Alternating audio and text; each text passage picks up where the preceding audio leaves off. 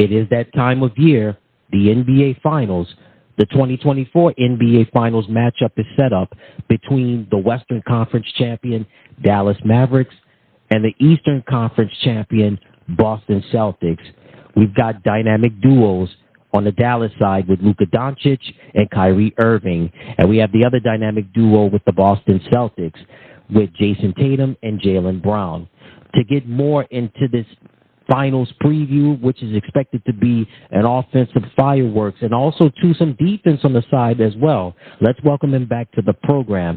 He is the host of the No Ceilings NBA Deep Dives podcast and editor-in-chief and writer for No Ceilings NBA, and he's also co-host of the Kings Weekly podcast, Nick Agar-Johnson. Hey, Nick, as always, welcome back, my man. Ed, thanks so much for having me back on. We've got a fascinating finals matchup ahead of us, and I'm looking forward to breaking it all down for you today. Oh, man, do we ever, man. This is going to be exciting in the 2024 NBA Finals between the Dallas Mavericks and the Boston Celtics. And as always, again, thank you so much for taking time out of your busy schedule to be with us on the program.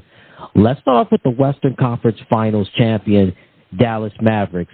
What an interesting road that they had in their playoff run, specifically in the Western Conference Finals, beating the Minnesota Timberwolves. It was a 5-game series, and the first 2 games were close, but Dallas just came in and they held their own. And, of course, they had a lot of depth, of course, with the duo of Luka and Kyrie. But in your opinion, what were the keys to victory in Dallas becoming the Western Conference Final champions? Yeah, I was expecting that to be a close-fought series, and certainly it was to start. But, once Dallas took a 3-0 lead, it seemed like things were, pretty much set in stone. But those first 2 games were just back and forth, really exciting affairs. But, ultimately, at times the NBA can be, and basketball can be a game of inches, right? And, Dallas won those first 2 games by a combined 4 points, but they won both the games on Minnesota's home floor. They ended up closing it out on Minnesota's home floor as well. But those first 2 games, if Luka doesn't hit that, buzzer, well, not quite buzzer, if Luka doesn't hit that 3 over Rudy Gobert at the end of that game 2, then maybe we're talking about a series that could have gone 6 or 7 games that, could have been a lot more closely contested. And instead, it goes back to Dallas with the Mavericks up 2-0, and, once they take Game 3, the Timberwolves put on a valiant effort to take Game 4 to make sure it wasn't a sweep. But,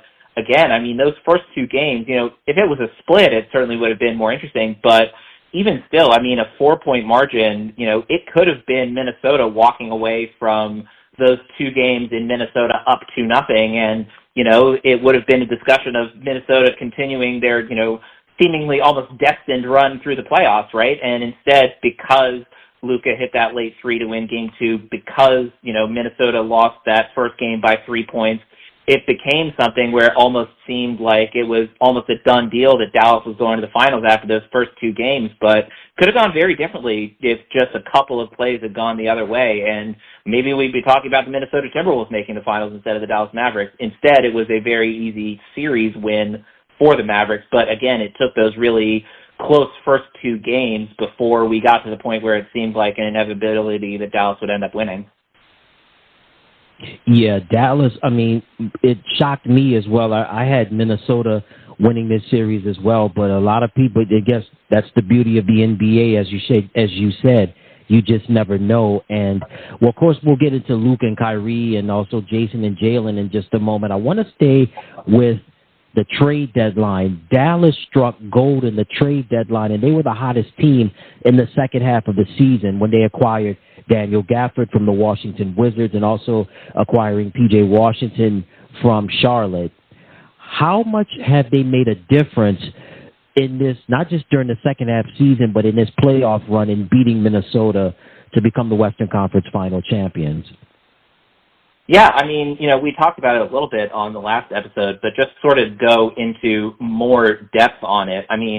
On February 3rd, the Dallas Mavericks lost to the Milwaukee Bucks, 129-117. And at that point, Dallas was 26-23, and they look like they would be one of those teams who, maybe they can sort of solidify a spot in the 6th seed, but other than that, it seemed quite likely that Dallas was going to end up being, one of those middle-of-the-pack teams that has to fight their way through the play-in to even make it to, the 8th seed, to one of the 8 seeds that, end up going on in the playoffs. And instead, that trade just completely flipped their season on its head. I mean, after that February 3rd game, they won their next 7, on either side of the All-Star break.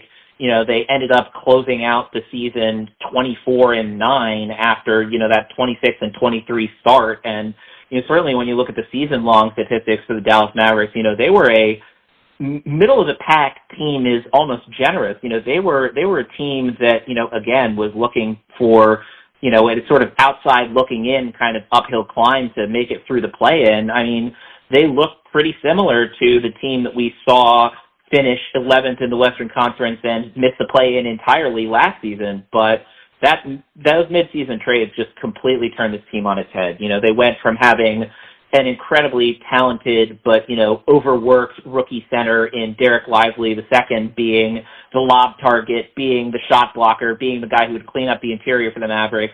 They went from having him be sort of overtaxed in that role to having both him and Daniel Gafford. So the Mavericks essentially had, 45 minutes a game of exceptional center play from those two. And, with P.J. Washington, I mean, he started all but one game for the Mavericks after that trade and just filled a vital role for them as, a forward with size who could stretch the floor, who could play good defense, who would make smart decisions with the ball in his hands, who would help out on the glass. Those two, just adding them essentially to the Dallas rotation without losing all that much in terms of, major minute players for the Mavericks team before that, it completely changed the trajectory of this team. And, you mentioned already they had one of, if not the hottest closes to the season of any team. And, when you look at this playoff run, Luka and Kyrie are certainly the headline grabbers for the Dallas Mavericks. But, again, this was a team that, I'm not sure would have even made it to the first round of the playoffs without those trades. And instead, here we are talking about them as one of the 2 teams in the NBA Finals. Definitely, and kudos to Dallas management, not just Mark Cuban, but most importantly, Nico Harrison, who really rolled the dice on this deal to get Gafford and Washington, and, of course, with the talent already in Dallas, with the Derek Jones Jr. and Derek Lively, and, of course, Luka and Kyrie and company really paying off big dividends in the second half of the year and in the playoff run for Dallas to become the Western Conference Finals champions. And let's move over now to the Eastern Conference. So the Boston Celtics, wow. We're going to get into more of their wheeling and dealing in just a moment, but a dominating performance over the Indiana Pacers. Too much offense, too much defense. I mean, too much long-range shooting. Of course, Jason Tatum, Jaylen Brown, we knew what they were going to bring to the table. And about that backcourt, so underrated with Drew Holiday and Derek White and company, and Peyton Pritchard coming off the bench, and, of course, Al Horford, who's the ageless wonder. Give me your keys to victory for Boston winning another Eastern Conference title. Yeah, so this was a series that, very similarly to the Western Conference Finals, a couple of things fall ever so slightly differently, and this is a dramatically different series. I mean, that Game 1 overtime win by the Celtics was a game that if the Pacers hadn't really collapsed in the last few minutes of that game, that would have been, Indiana upsetting the Celtics on their home floor, which, maybe makes the rest of the series look more interesting. I mean, Jason Tatum and Jaylen Brown are the headline guys, and you mentioned the vital importance of that Drew Holiday, Derek White backcourt. But, I do want to admit that, something that I was very wrong about in this series was, when we talked about this the last time I was on the program, I brought up, the incredible coaching legacy that Rick Carlisle has. But credit to Joe Mazzulla, he thoroughly outcoached Rick Carlisle in this series, and that's not something you can say very often about Rick Carlisle. And, it was the kind of situation where, again, the Celtics, they have an incredibly deep team. They have all these great players, but the Pacers struggled with injuries throughout the series, which I'm sure we'll get into as well. But it's not like Boston was without injuries. I mean, Kristaps Porzingis is looking to be back for the finals, but he missed the whole playoffs essentially up to that point. And, for Joe Mazzulla to figure out, how to run the Celtics rotation without a key guy in Porzingis, for him to be, matched up against Rick Carlisle as the coaching matchup, and for him to so thoroughly win that matchup against, one of the best coaches in the NBA, one of the coaches with the longest legacy in the NBA. Joe Mazzulla has not been a head coach for as long as Rick Carlisle has, but certainly this has to be a feather in his cap and proof of why Joe Mazzulla himself is making a case to be considered as one of the best coaches in the NBA going forward. You're right about that. I mean, Rick Carlisle is a tried and true veteran, but Joe Mazzulla, he inherited the talent, and he's making the most out of his short time as the head coach of the Boston Celtics, and he's got it right now, and certainly Boston was dominant and clicked on all cylinders. You mentioned about the Pacers' injuries. Wow, Tyrese Halliburton, the hamstring, he just couldn't give it a go, and then everybody was basically beat up from the New York series. That took a lot out of all of the Pacers, and not just Halliburton. But just go more into detail, Nick, about the injuries impacting the series against the Celtics. Yeah, it's always unfortunate when you have to talk about injuries, but, unfortunately, a lot of the time, the story of who makes the NBA Finals is not just which team was hot at the right time, but, also which team got lucky with, the other team getting hurt. And, there's some argument that, by the time it got to that Game 3 injury for Tyrese Halliburton, the series was not, decided, but certainly leaning very heavily in favor of the Boston Celtics by the time we got to, that game. But, yeah, I mean, ultimately, Andrew Nembhard put on heroic efforts in that Game 3 and Game 4, both of which, again, similar story, were very close, and, Indiana sort of collapsed down the stretch, but, it was games that, especially with Tyrese Halliburton out, a lot of people didn't expect the Pacers to be in those games, and, again, a ton of credit has to go to Andrew Nembhard for stepping up in a major, major way in this series,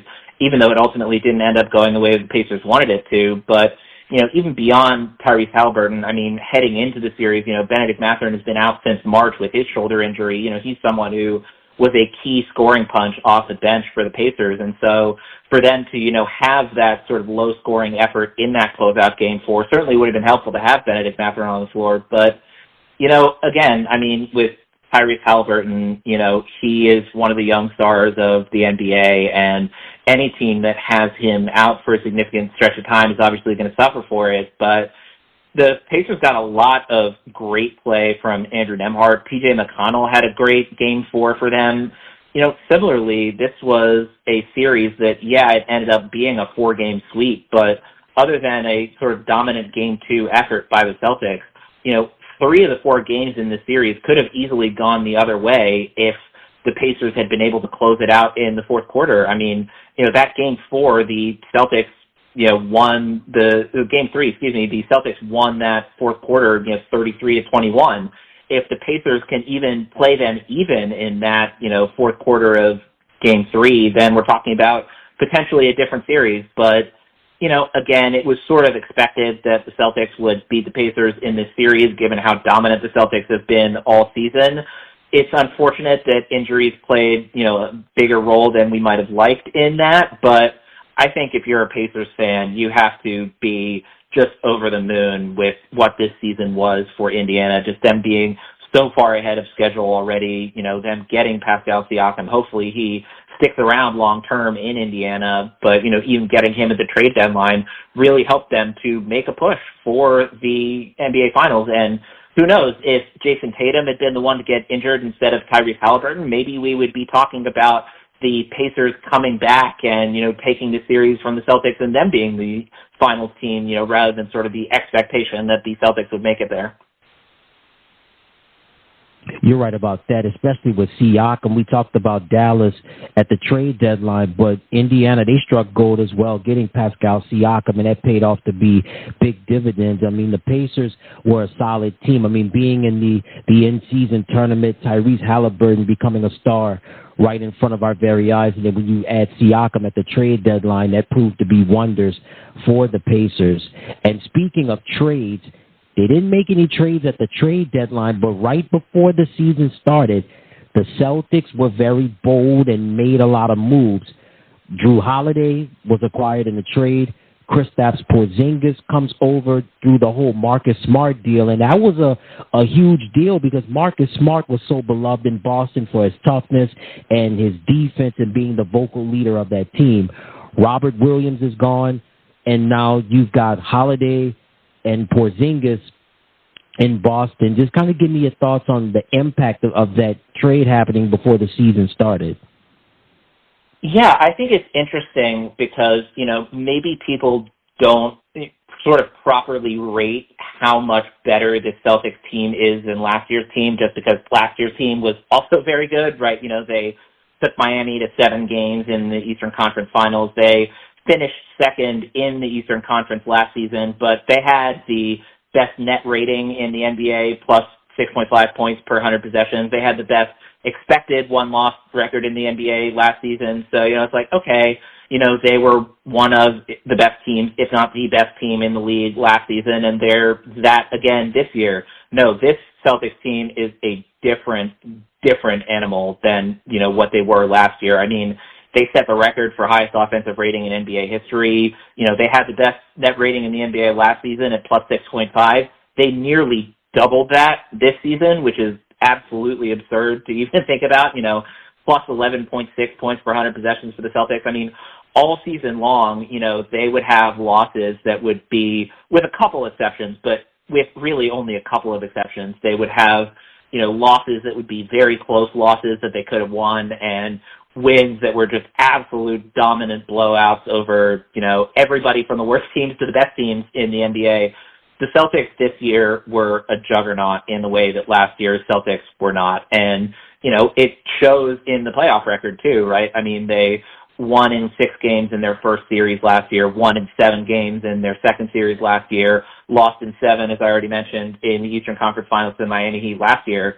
They lost 2 games this entire playoffs so far, and, they're going in certainly as the favorites against the Dallas Mavericks, even with the improvements that the Dallas Mavericks made at the trade deadline, the Celtics going from right around that same time of, February 3rd was the date I mentioned for the Mavericks. If we go from February 3rd for the Boston Celtics, they were 37-12 at the time, and they finished the season 64-18, right? But, that's sort of talking about how they started to coalesce as the season went along. But in terms of who they added in the offseason, man, I mean, Drew Holiday, it's even as wonderful as Marcus Smart was on the defensive end, Drew Holiday just fills so many gaps for a team, not just defensively, but with his playmaking, with his incredible shooting. Drew Holiday being the 3rd or 4th option for a team offensively, and this season he was really the 5th option for the Celtics offensively. It's such a gift for a team to be able to have someone like Drew Holiday basically focus on everything but scoring. And when he did decide to shoot, he was spectacularly efficient, as was Derek White. And with Kristaps Porzingis, I mean, again, just having someone else as your tandem with Al Horford is great, but having that someone else be, a 7'3" power forward center type who, shoots 38% from 3-point range on 5 attempts per game, it's incredible what he was able to unlock for the Celtics. Incredible contributions defensively, but really for me, it was what he was able to unlock for this team offensively, averaging 20 points a game for this Celtics team where, again, Jason Tatum and Jaylen Brown are going to be your first and second options, right? This Celtics team was just a juggernaut all season long. And, maybe it doesn't look like it was as dramatic of an improvement because they were so good last year, but the fact that they were so good last year, doesn't take away from the fact that this year they were an entirely different team to try and deal with. And obviously the 2 main guys in that difference between last year and this year were Drew Holiday and Kristaps Porzingis. Yeah, absolutely. As the saying goes, what a difference a year makes. And certainly Marcus Smart, again, beloved in Boston, and his defense second to none. But like you said, Drew Holiday comes in and, makes a world of difference. And when you add Kristaps Porzingis, you get another offensive big man. Robert Williams, great in the inside and getting the points in the paint, but Kristaps can really open up the floor in more ways than one. All right, so now let's get to our NBA Finals preview. And, Nick, let's start off with talking about coaches for a moment. We have Joe Mazzulla going up against Jason Kidd. Jason Kidd is an NBA champion, was a part of the Mavericks' last title that they won in 2011 with Dirk Nowitzki and company. Joe Mazzulla, this is his second finals appearance in 3 years as a coach, and he's got a little experience under his belt.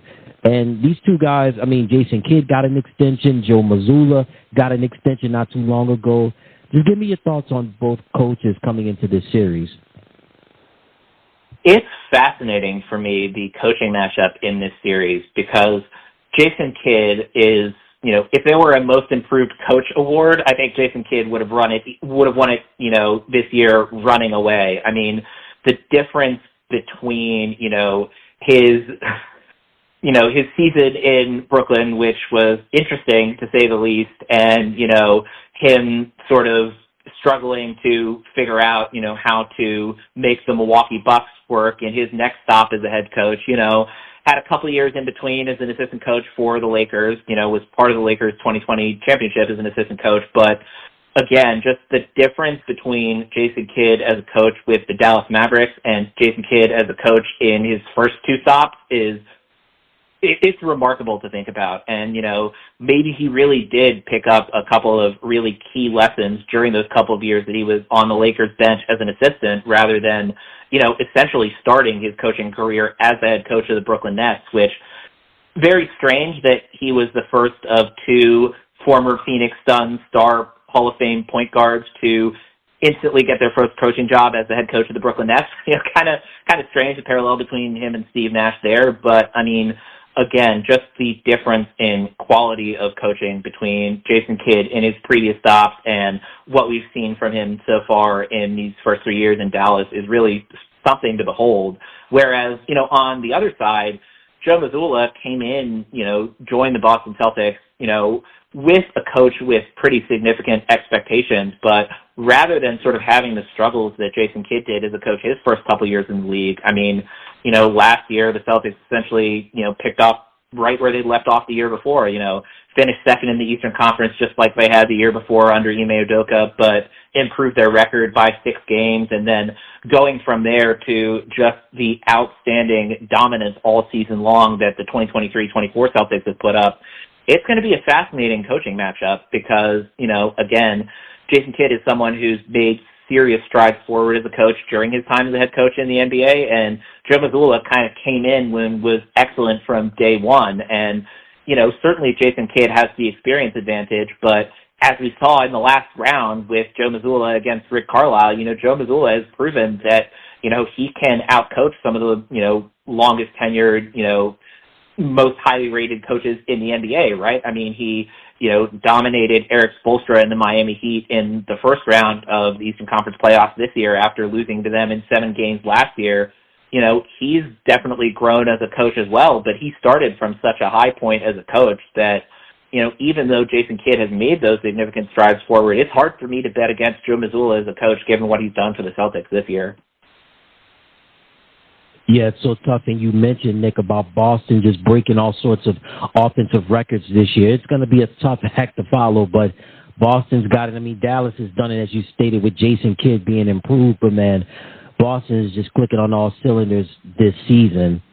I want to talk now just about the bigs for a moment.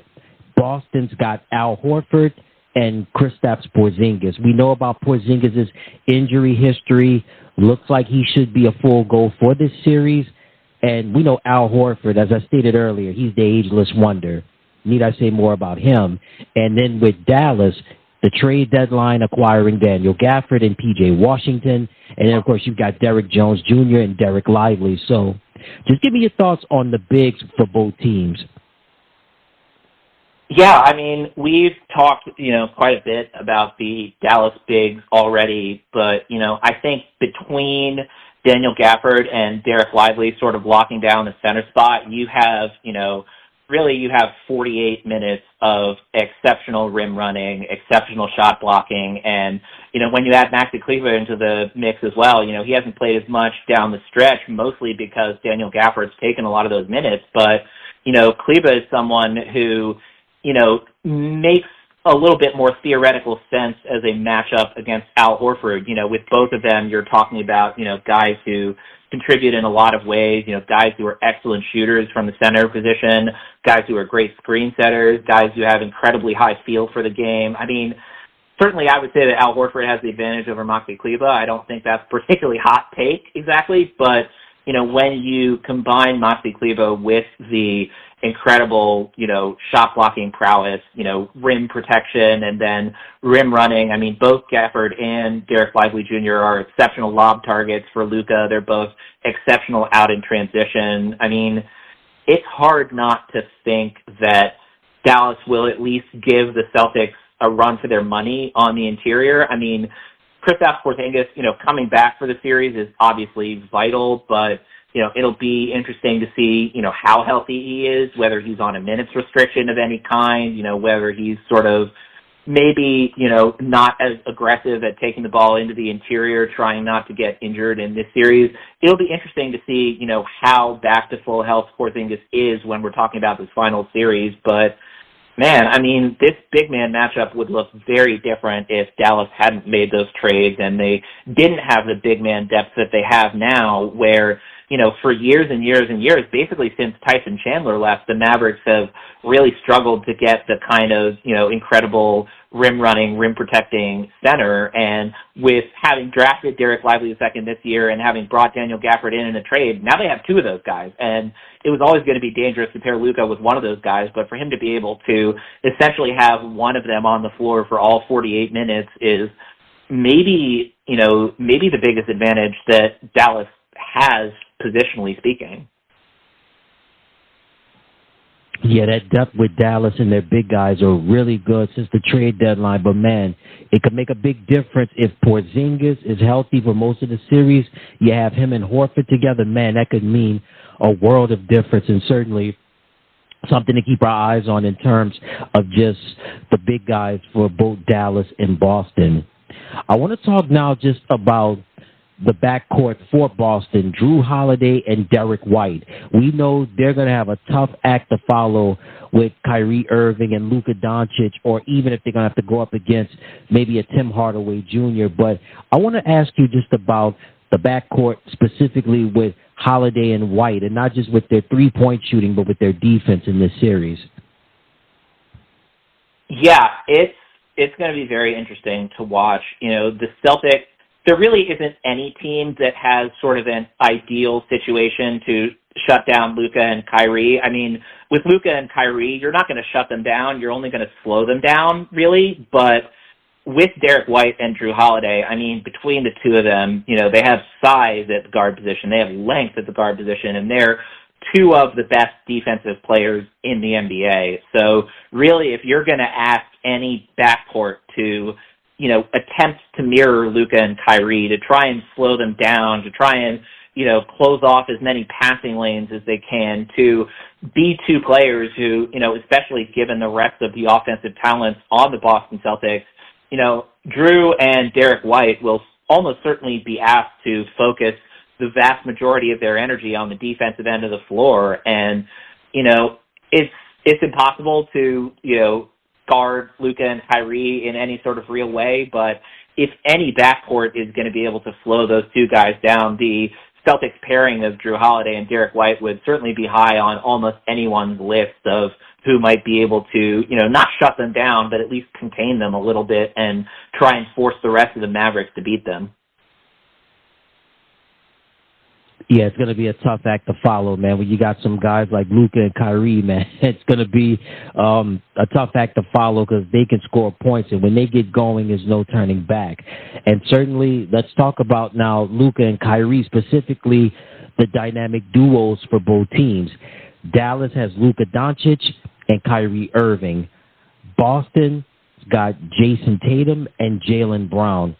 Listen, both of these gentlemen, these duos are solidified in their own right. Luka and Kyrie, it took a little time to get it together. Right now, they're on the same page. They're both ball dominant, but they kind of know their lane for the time being. But Jason and Jaylen, it's been like a hand in glove. It's been a winning combination since they've been together in Boston. Give me your thoughts on the duos in this series. I mean, they're going to be the headliners, right? When we can talk all we like about, the matchups on the side, and certainly it's going to be very important to how the series goes, but ultimately I would be shocked if the team with the better duo in this series is not the team that also wins the NBA Finals. And really the only way I could see that happening is, if it's a 6 or 7 game series and Luka and Kyrie are absolutely dominant and just putting together some incredible basketball, but the Celtics, I can see the Celtics' depth sort of wearing down the Mavericks in a way that, in theory, I could see Luka and Kyrie being the better duo, but Boston coming out on top. But that's really sort of an edge case scenario. I think the most likely way that the NBA Finals play out is whichever of those two duos does better is that's going to be the team that wins the NBA Finals. And, from my perspective, I think that Luka and Kyrie is a bit of a stronger duo. I mean, Luka is, pretty much indisputably, I think, at this point, one of the 3 best players in the NBA. And, Kyrie Irving has been, one of the superstars of the NBA for a long time now. I mean, I think that duo has a really incredible chance to put together a finals performance for the ages. But I think that Derek White and Drew Holiday are a much stronger defensive duo to sort of throw at Luka and Kyrie than anything the Mavericks can put together. I mean, the Celtics could also, in theory, stick Jason Tatum on Luka for some possessions. They could have Jaylen Brown on Luka for some possessions. They could have Jaylen Brown on Kyrie for some possessions. The Celtics can mix it up defensively in a way that the Mavericks really can't. And I think it's just going to have to be the Mavericks duo of Luka and Kyrie is just so otherworldly on offense that the Celtics can't contain them. But if you're trying to get in a shootout with a team that just set the record for best offensive rating in NBA history, it's going to be tough. And, I think that the Mavericks have a chance to take this final series on the backs of Luka and Kyrie. But if those two don't have otherworldly performances, I think that the combination of just how good Jason Tatum and Jaylen Brown are, combined with the fact that the Mavericks don't have anywhere near as many good options to guard them as the Celtics have options to guard Luka and Kyrie, it'll be fascinating to see how it plays out. Indeed, it is going to be fascinating, man. And like you said, man, Luka Doncic is at the peak of his powers right now, man. One of the currently best players in the NBA. And before we get into predictions and all that stuff, I want to talk just about the executives for a moment. I mentioned earlier about Nico Harrison really pulling the trigger at the trade deadline to acquire Gafford and Washington. But Brad Stevens, he's done a phenomenal job, and especially before the season started with acquiring Drew Holiday and Kristaps Porzingis. Give me your thoughts on just the executives, specifically with Nico Harrison and, of course, with Mark Cuban on the Dallas side, and then with Boston with Brad Stevens, who is this year's Executive of the Year. Yeah, I want to start with Brad Stevens, and I think, it's interesting because the Celtics didn't change all that much once the season started, but as you pointed out, they did all the work that they needed to in the offseason. And, for Brad Stevens to look at the Celtics team last year that, again, had the best net rating in basketball, had one of the best records in the NBA, and to figure out, okay, actually, I'm going to trade a fan favorite in Marcus Smart, right? I'm going to make moves to this team, even though they were a team that, went to 7 games in the Eastern Conference Finals and were one of the best regular season teams in basketball last year. It takes a lot of guts to, not blow up that team. Obviously, they kept the core around of the Celtics, but to make really significant moves rather than just saying, yeah, we'll get a couple of minimum contract guys in free agency and keep it pushing, right? Brad Stevens made major moves this offseason, and yeah, the trade deadline was much quieter in Boston than it was in Dallas, but that's because Brad Stevens did all his damage in the offseason. And then flipping to the other side with Nico Harrison and the Dallas Mavericks, I mean, again, we've said it over and over again, but we've said it over and over again because it's really important to emphasize this is just a different Dallas Mavericks team than, not just the Dallas Mavericks team of last year, but the Dallas Mavericks team of January. This is, come February, this is a completely different team, and it showed in the way that they went from, fighting for a potential play-in berth to being one of the best teams in the NBA down the stretch of this season and making it all the way to the NBA Finals. So, in terms of the seasons that they had, I think that Nico Harrison and Brad Stevens have to, be two of the executives who had the best seasons in the NBA this year. But it's really interesting how they went about it in such different ways with, Brad Stevens looking over a team that was incredibly successful last year and saying, no, actually we can make this team even better, versus Nico Harrison, looking what he had with this Dallas Mavericks team that was just a couple games over 500 at the end of January and figured out, no, actually there are a few moves that we really need to make to, turn this team from sort of an also-ran hoping to make it through the play-in to a team that's made it now all the way to the NBA Finals. Yeah, you hit on all cylinders right there, on all those points right there, Nick. And, hey, they had to pull the trigger, and Brad Stevens did what he had to do, and as well as Nico Harrison and the rest of management in Dallas. And I just want to talk now just about the sports fans in both cities. Boston on the East Coast, the competition is ferocious, right? Being on the East Coast, New York, Philadelphia, Baltimore, D.C., those cities fight jockeying for position. Boston has to fight amongst those cities. Dallas, being in Texas, that's just a fight within itself when you got Houston, San Antonio, and things of that nature. Just give me your thoughts on how both cities are going to respond in this series. So I'm more familiar with Boston fans, just having grown up in New York City, having quite vivid memories as a Yankee fan in Yankee Stadium getting yelled at and, things thrown at me by Boston Celtics fans when I was a 6-year-old child, right? That's, it's a bit unfair to Boston fans, but it's also kind of not. They are one of the most rabid cities in terms of their fan bases across all sports. Between the Red Sox and the Celtics and the Bruins and the Patriots, you have some of the loudest, most loyal, most brash fans anywhere, in the world, much less anywhere, sort of in the NBA landscape. And, on the Dallas side, I think when most people think about Dallas sports, I think the first team to come to mind is probably the Dallas Cowboys, almost certainly the Dallas Cowboys. And, after that, I think is probably, a lot of sort of high school football and, the incredible importance that has. But, you mentioned the Texas rivalry. It is heated between the Mavericks and San Antonio and Houston. And, maybe this is New York bias. Certainly the Texas rivalry seems a bit, gentler is not the right word. I think less rabid. There's, I think, a respect among Texas sports fans.